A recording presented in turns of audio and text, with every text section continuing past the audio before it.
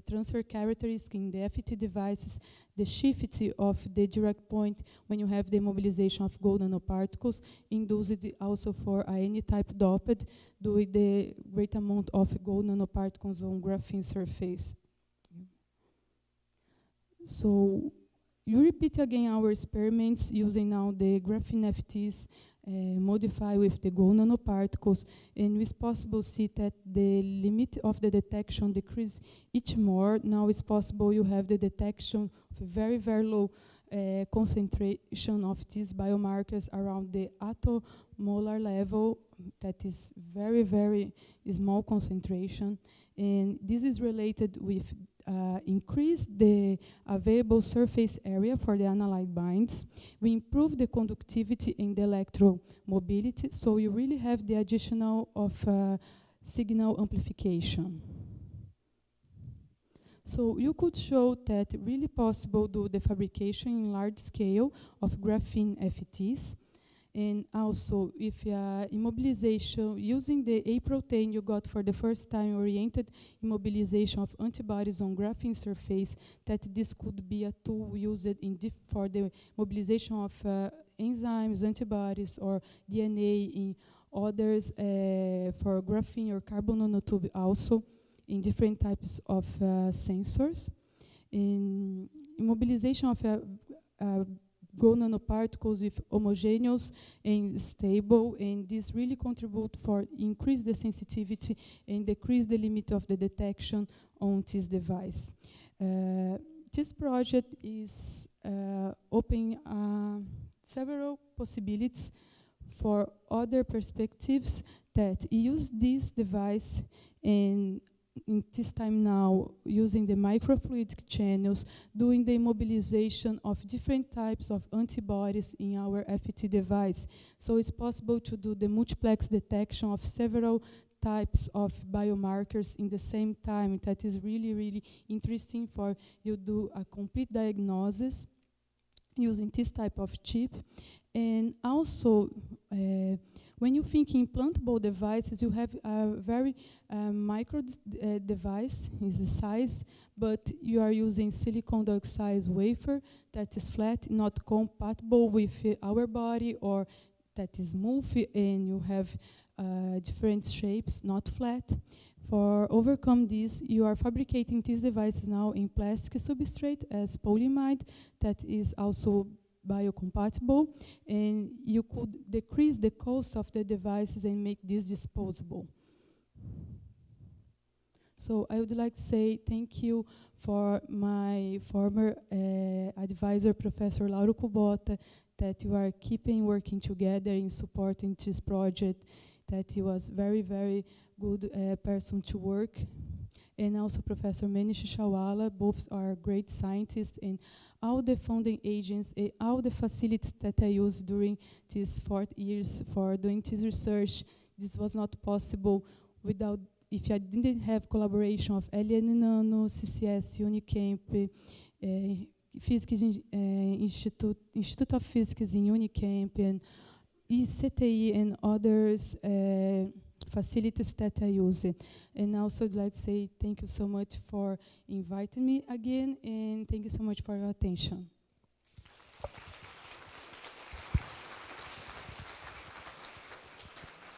Thank you, Cecilia. We are open for questions.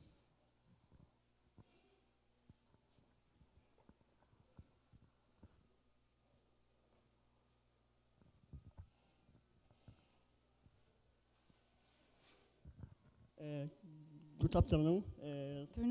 Thanks for your presentation. I have a question about the techniques for getting the graphene. There is another technique for a part of CVD, because CVD you need a machine, an expensive machine. For doing the fabrication of the device? Yes. Okay. You use it for doing the fabrication of device, this photolithograph process. You need to use, this is just possible to do inside clean room, because the size of the devices and the machine is expensive to buy, but you have several labs that already has, and you could work in collaborative projects and for develop this. So here in Unicamp you have LN Nano in CCS. In Campinas you have LN Nano, CCS, CTI, and also in other universities in São Paulo. So it's make possible to do. So to decrease the cost, you are trying doing this in plastic because silicon dioxide wafers is expensive, and Brazil don't produce this, so you need buy in United States in general. So you try decrease the cost using the plastic substrate. And a last question about the layers. The amount of layers depends directly on the detection of proteins. The layers of graphene. For example, do you get, for example, 3 or 4 layers, and that depends the effect of this. In the sensitivity of the device. Yes. Yeah. You are using graphene monolayer because for you have this field effect. You just got this if you have a graphene monolayer. In graphene, when you start to increase the layers of graphene, this is not more a semiconductor of zero band gap. We start materials more like a semi-metal, not more a semiconductor. If you increase the number of layers of graphene. So for doing this application, you just really need monolayer graphene or few layers, 2 or 3 in maximum. If not, you not got this effect. Thank you for a very nice talk. I have 2 fundamental questions of your work. The first one is 2 years ago, we together, people from Max Planck at Stuttgart, we showed that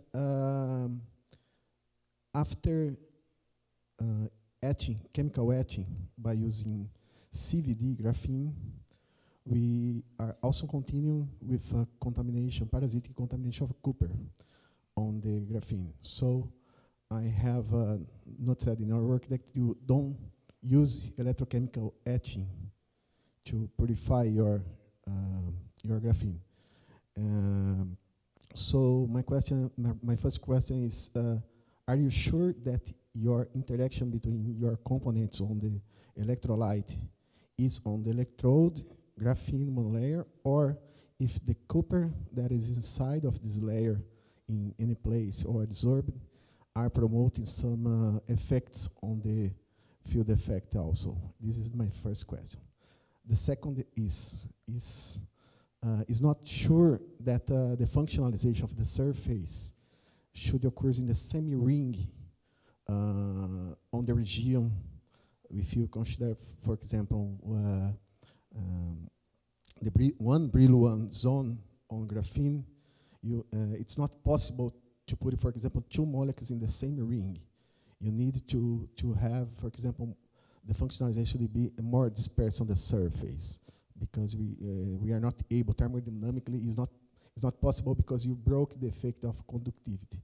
So if you know what's the density of functional groups that you have with the biomolecules or other kind of functionalization, I don't know what kind of functionalization you have using, but if you know the exact position of those groups and the density of those groups on the surface, in order to see that the entire graphene are participating on the field effect in our device.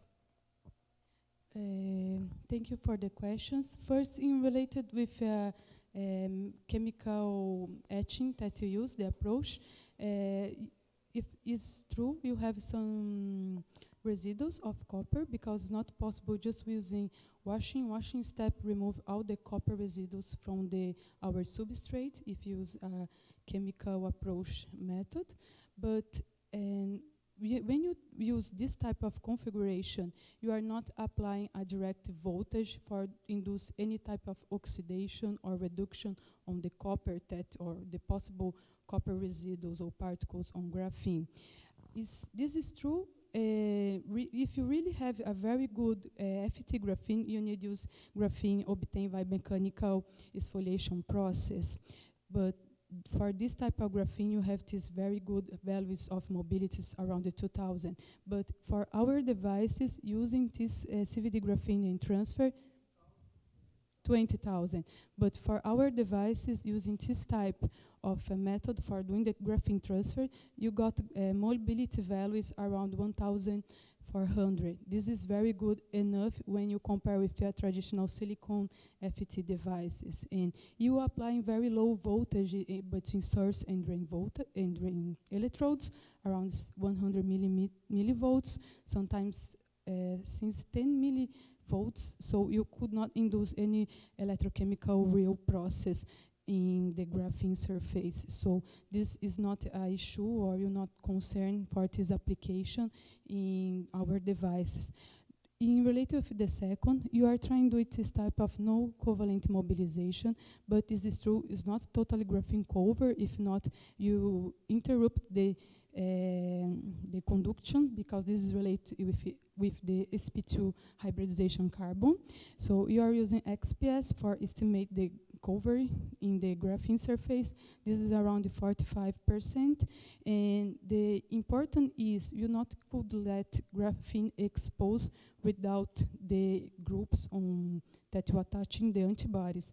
If you have the graphene exposed, you have direct interaction of the antigen in the uncovered graphene area. To avoid this, you did this step that you call blocked step. So we use BSA to protect the graphene and not let any graphene area that don't have the antibody mobilized, to avoid non-specific interactions.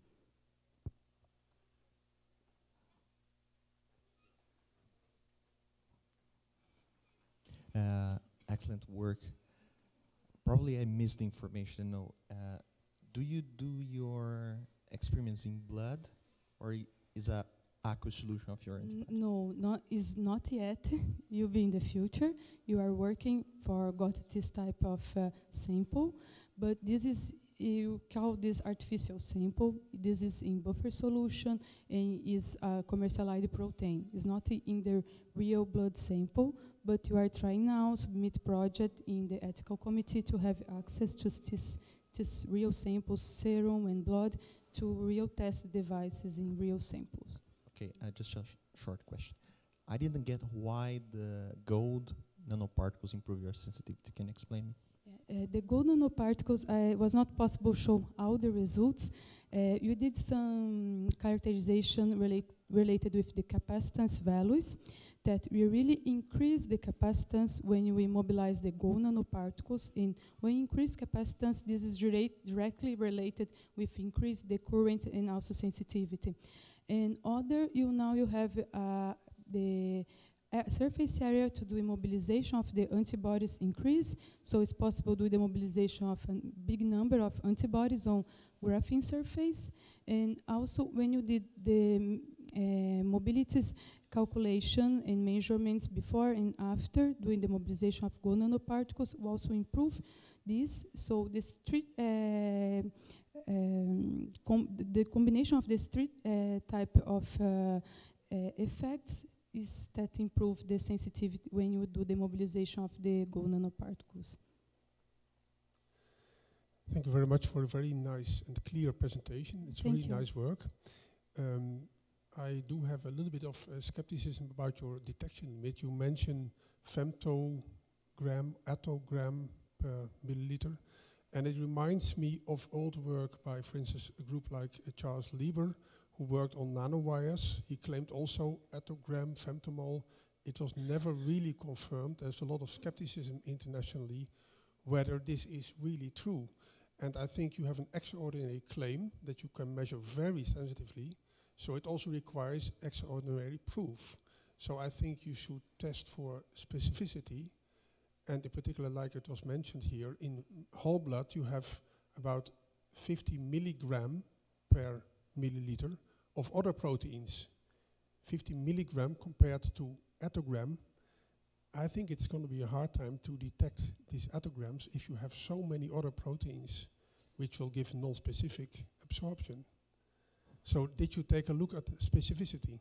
So thank you for the question. It's a good question. In something that you really have to concern about that is you are expect when you test in the real sample that you don't got more this attogram, since because also you are change the ionic strength of the solution, and field effect transistors is really related with the ionic strength, the sensitivity with the by length on this, but that you did was a counter-experiment with some immunoglobulins and also without the antibodies. So you got these curves when you don't have the mobilization of the antibodies of the graphene and the block step, that you really didn't got real direct shifts in the direct point. But when you are going for a real sample that you have other type of proteins and increase the ionic strength, you are not expect get the attomolar level, but the level that you really need monitoring is nanogram per ml, and I am confident that this level you will continuous get. Okay, but make sure you do the good checks and balances. Let's thank Cecilia again.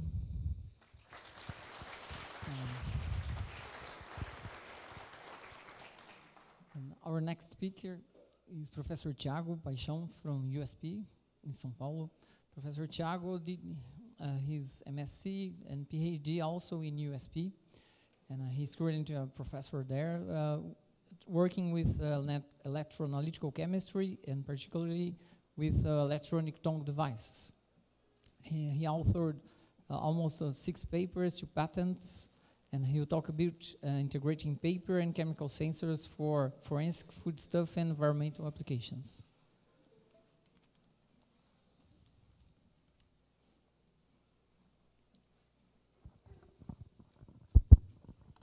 Thank you, Hugh, for the very kind introduction. I will change a little bit my plans. I will not speak in English, but based on the presence of the Dr. Van der Beer, I will try to do skipping my first plans, and I will try to do my best to do this in English for you.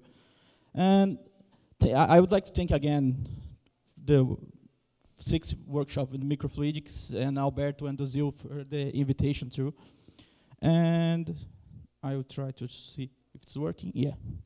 I will try to show this 30 minutes something about how to combine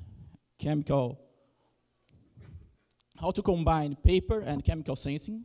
And I will try to show how to do this based on the combination of colorimetric techniques, electrochemical techniques, and how to combine both, or to pre-treat samples or to detect. I will try to show this a little bit more.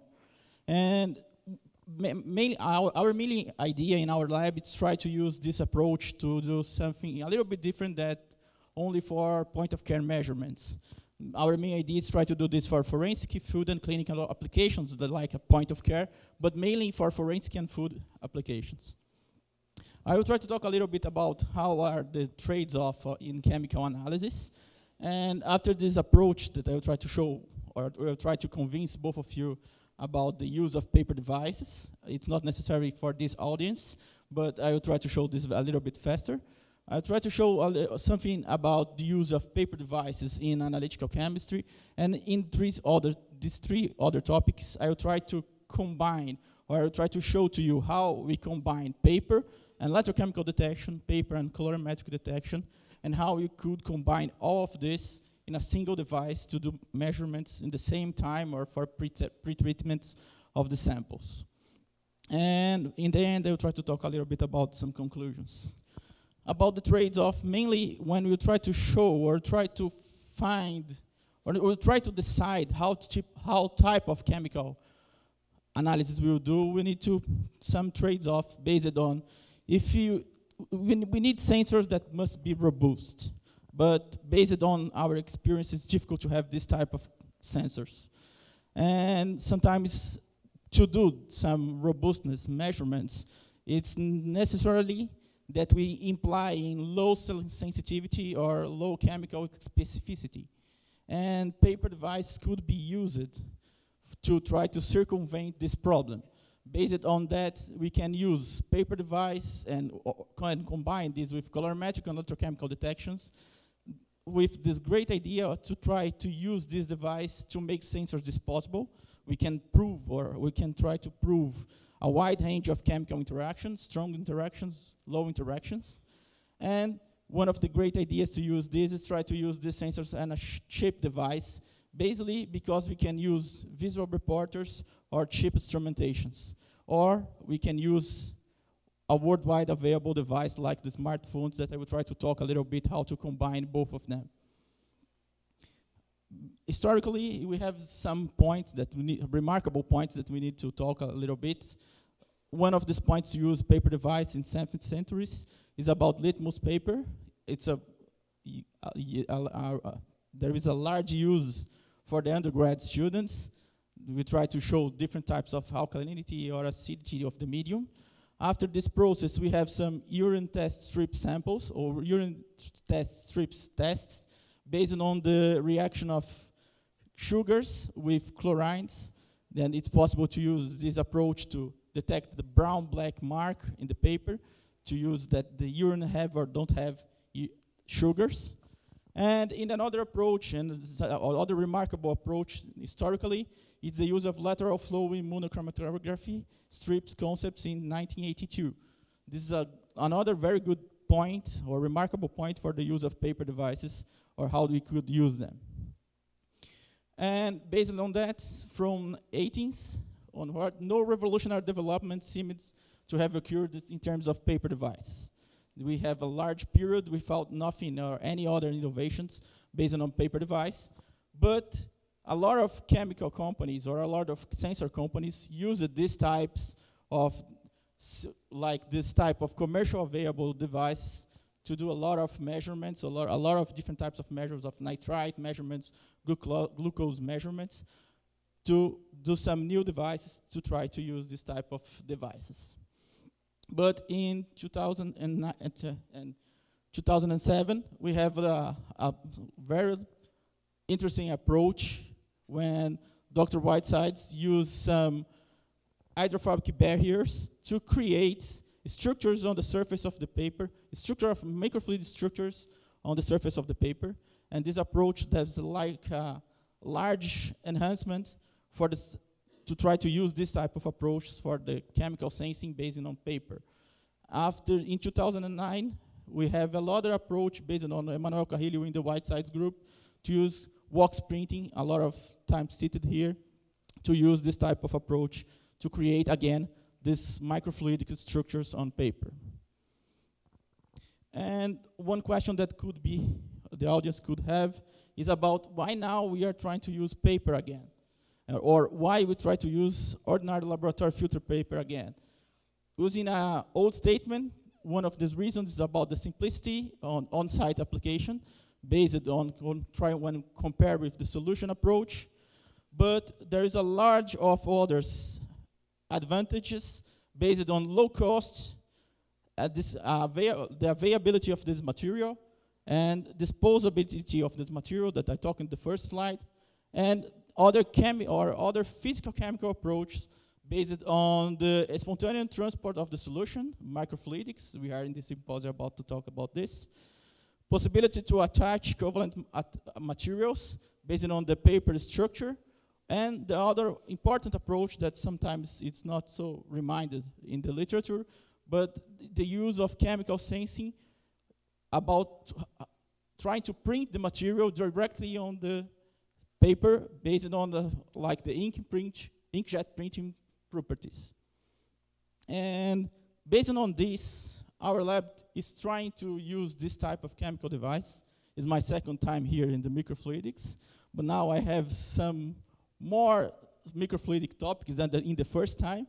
We started trying to use different types of paper, because mainly, one of the main ideas is try to use chromatographic paper to do the device. One of our approaches is trying to reduce the cost of the material or reduce the cost of the device. We started to use OFC paper.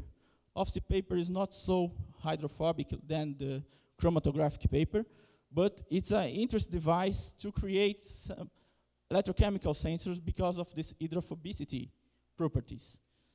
And one of the ideas here is try to print using a box printing. We use a layer of plastic layer to produce the electrodes based on the using a silver ink to try to produce the working reference and the counter electrode. Based on that, we could produce in a very cheap way a large number of devices using the office paper. For our happiness, one of the good things of this work is about interview for the chemistry board based on how to use analytical device made from ordinary paper, and it was one of the hot articles in the Analyst. Only using office paper and chip device to produce electrochemical sensors. And how to prove that these electrochemical sensors made on office paper could work.